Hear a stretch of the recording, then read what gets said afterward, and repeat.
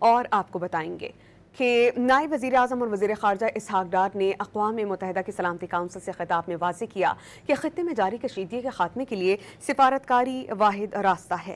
امریکہ جنگ ایران جنگ بندی کے لیے پاکستان کی مخلصانہ کاوشوں کو اجاگر کیا تاکہ دیرینہ امن کی راہ ہموار ہو سکے اور تجارتی بحری راستے سب کے لیے کھل سکیں۔ انہوں نے کہا کہ پاکستان اس سلسلے میں اپنی کاوشیں جاری رکھے ہوئے ہے۔ اس موقع پر انہوں نے تنازع کے دونوں فریقین کا اعتماد پر اور بھرپور حمایت کے لیے چین، قطر، سعودی عرب، مصر، ترکی کا شکریہ ادا کیا۔ نائب وزیر اعظم اور وزیر خارجہ اسحاق دار نے اس امر پر زور دیا کہ علاقائی اور عالمی امن اور سلامتی کے لیے ضمن میں کامیابی ناگزیر ہے۔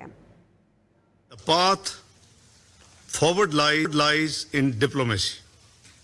We have exerted our sincere efforts in facilitating a durable solution that results in lasting peace and stability in the region and keeps maritime routes open for all. We are continuing this noble endeavor with resolve and dedication.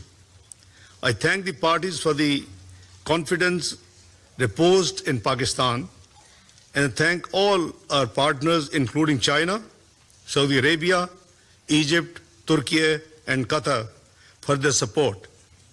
The entire world is watching. We must succeed in the interest of regional and global peace and security.